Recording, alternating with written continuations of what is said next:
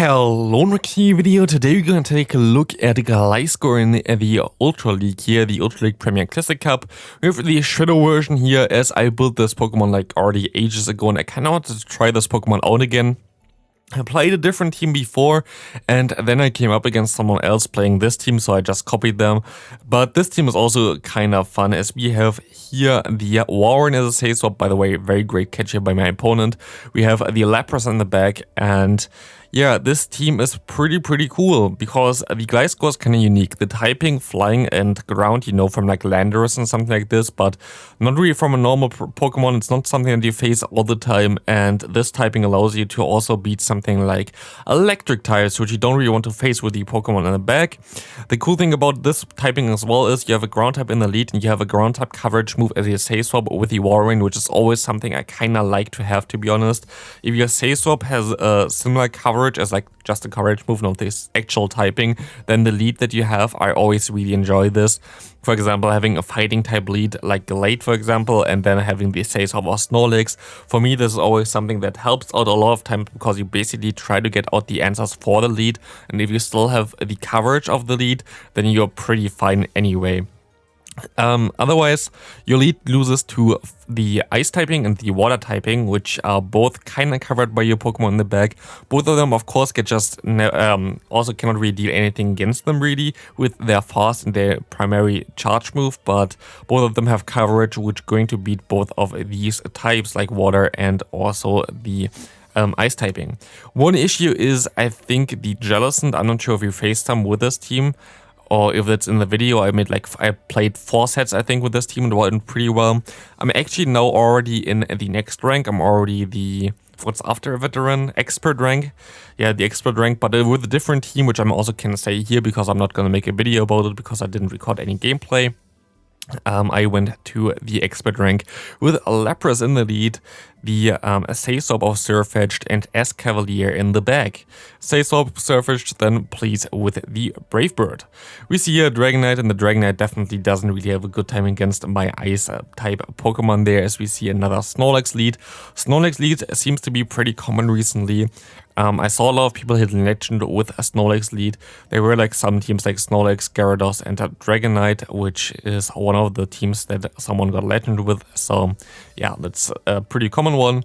Against Sylveon we don't really have the best answers for, but we have our Lapras which can go for one Surf and KO this Pokemon, which are going to be fine. We see the Snorlax coming back in again. We will survive one superpower. We could have waited until I throw a superpower, to be honest, but we can go ahead and go for one Surf here as well. The Surf will get him into the yellow health range, and we will put him into range as well, where we can go for farm down with our Pokemon there. But we see a Togekiss coming in, which is going to be a little bit close, to be honest. Togekiss is kind of difficult. Even though we have super effective moves, still Charm going to hurt a little bit more, and you have to be really careful on how and when you throw your charge moves. But like this, we're going to be able to still KO this Pokemon, but it's still going to be tough to then still beat the Snorlax in the back. They can farm us down. We still have 2 shields left, so it's a farm down race, and we will get to the Night Slash with like 1 HP and KO the opponent here. Very close game, good game to my opponent. Next opponent, we're going to see Ampharos in the lead. This is why you have this Pokemon, this is why you have a ground type there, as we see a Crobat coming in, which is going to be pretty nice for our weare here. You can let the move go through, and we can overfarm a little bit here as well, which is going to be nice, as we now get 2 moves against the Ampharos as well. But I'm pretty sure I misplayed this game a little bit. They're going to go back, of course, into the Ampharos, but I could have maybe went for the Icicle Spear here instead of the Earthquake, because it was kind of clear that they're going to shield. So this maybe wasn't the ideal play. I'm actually going to go ahead and no-shield this here. Could have been like something like a Zapkin, which still would have done a ton of damage, but I was a little bit lucky here, as we see a Trevenant coming in, which is not the ideal scenario, as we're going to shield this move up here. Going to be the Seed Bomb, of course, and it's going to be a tough one to win this still. We're going to see them going to shield it up here, which is good for us, because we really need the shields gone, as we can farm this thing down here and get to some serves against the Ampharos later on, or maybe even a Skullbash. Let's see what we want to do. We we actually can live this move, I think. Yeah, we can actually still live this move. We can go for one Skull Bash, going to do some insane damage with this one here, putting him really, really low, and they're actually going to forfeit. I'm not sure if they actually would have got to 2 moves against my Gliscor and would have won. Would have been closer than they thought, I guess. But it's fine. We see a Charizard coming in against Charizard. We're always going to be able to win. There's no way I think that they can win this one. They can go ahead and go for one Blast Barrier. It doesn't really matter. We can take that one and we will be able to farm all the way down. Which means we can also go for one more move against the incoming Ascav again. And Ascav has no move really to hit the Gliscor other than Aerial Ace, which is a horrible move. So we should be pretty fine here in this game as well so far. We go into our Gliscor, they swap into their own weare, and now we are move like away from it. I think they are like one ahead, so we're going to go for the bait here.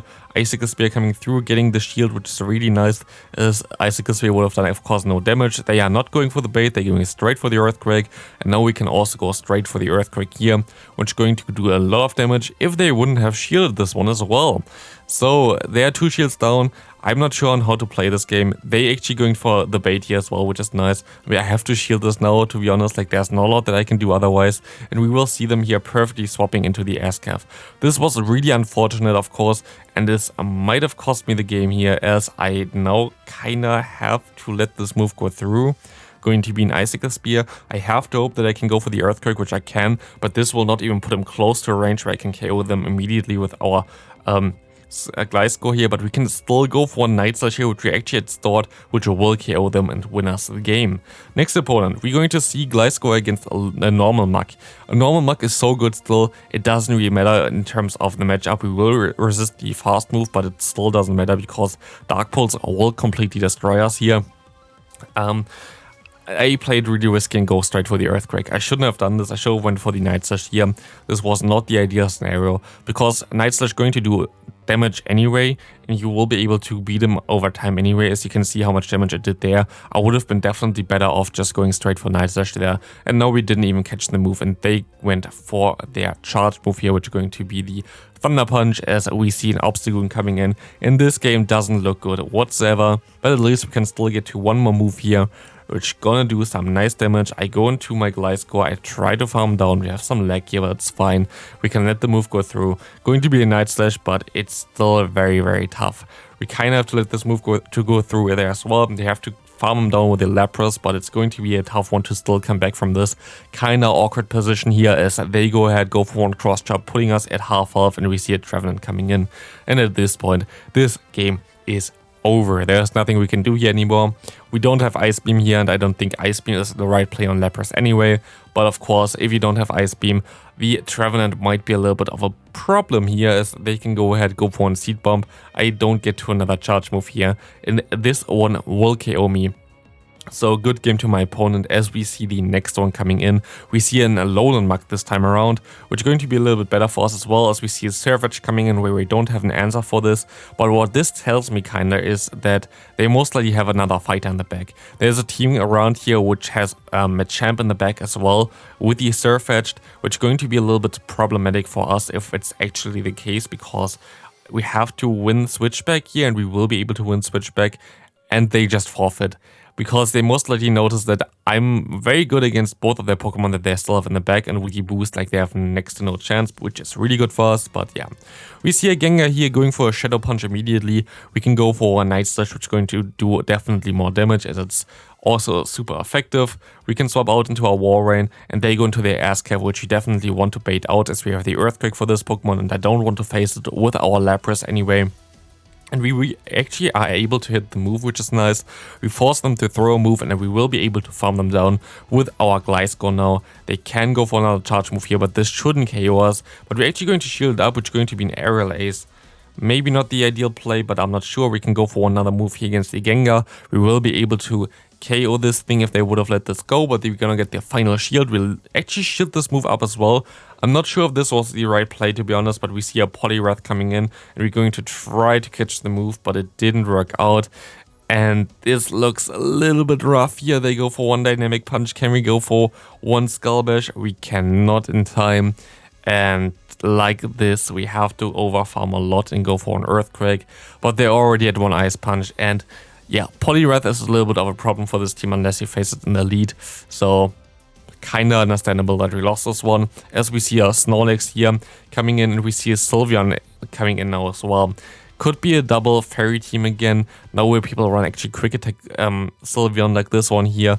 It might be like a Charmander in the back. We're going to shield this move up because it's going to be only a Side Shock. Very good bait by the opponent. I hope that this is not a Moonblast, but it is. And we are going very low here. We can get some extra energy though, which is fine. We can go for an Icicle Spear and we will be able to get the shield from the opponent. And they can go ahead and go for another Side Shock. We really screwed this one up here, to be honest, as we see the opponent coming into a Swampert. We go and try to catch the move here, didn't work out. Like literally everything in this game kind of works against me so far. So this is not good.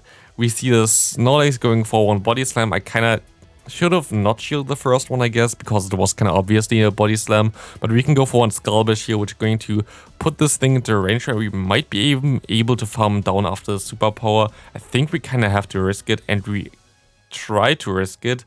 Didn't work out. They go for the Body Slam. We still survive. We can go for one Skull Bash, but this will not put them into a range where we can KO them and we lose this game here, as they can easily shield this Night Slash up and they should win CMP here and KO us. Never mind.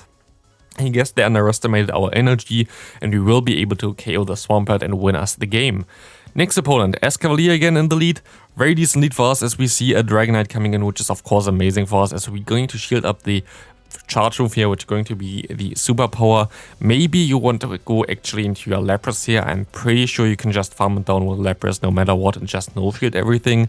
But now with the Escav coming in, it's still not the worst, as you can just go ahead and go for an Earthquake, get your shield back that you just used, and you can go for another one in time and get this thing either low or get the final shield by the opponent, and we get this thing super low. So I guess shielding there still helps you because there's basically nothing that really wants to come into like the weare anyway, so it's fine.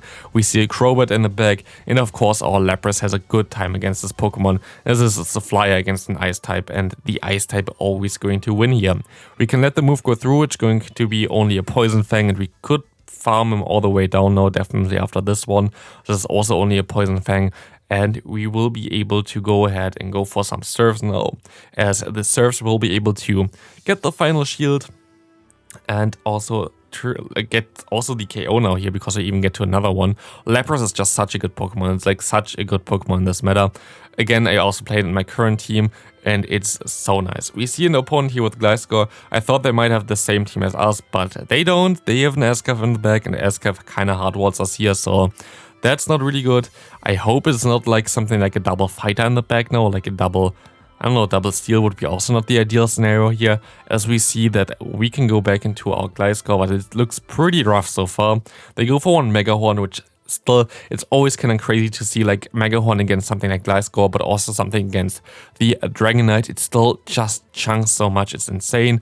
We see them swapping into their Gliscor though, which is amazing for our Lapras. We can go ahead and no shield this move, which is going to be an Earthquake, so that wasn't the right play. And we of course see P-tie as well on the Surf, which is horrible, but we can get like at least one more farm there, but it does not look good so far. As we see them coming back into their Escav, we have to try to farm them down. We have to kind of shield this. It does not look good whatsoever. We can try to farm down, but we lag there a little bit as well. But I think it's fine that they can KO us, and we see a Snorlax coming in. And I don't think we would have won anyway, so it doesn't really matter. All the mistakes that we did before doesn't seem to really do any difference here, as we see the weare now coming in against the opposing Dragonite, as we see the opponent going into the Escav.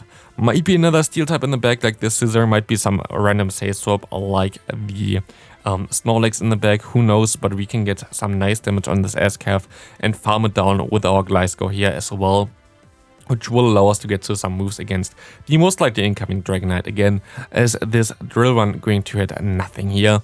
And we see the Dragonite coming back in, this Night Slash going to do some pretty nice damage, and we can swap into our Lapras doing even more damage as we see the Scizor coming in. And this is my OG team that I already said that you should try and play. I think it kinda lost its value a little bit recently, so I'm not the biggest fan of it anymore, but we see here them boosting with their Shadow Scissor. Was definitely one of my favorite teams of all time before, but the meta kind of shifted with the current season, with like double kick being everywhere and stuff like this, especially in the Open Ultra League. So this team kinda lost a little bit of value in my opinion. And we will see that Gliscor will be able to finish off this match here, as we can go for one more Night Slash, and we hopefully can get to another one afterwards. Let's see if we can get there. We are not getting there yet. Hopefully we win CMP now, or like in general throw a charge move, and we will. So this will be it for the video. Thanks for watching. See you in the next video, which is going to be, I think, some meta analysis video and top team videos. So going to be fun. See you then, and have a great rest of your day. Bye.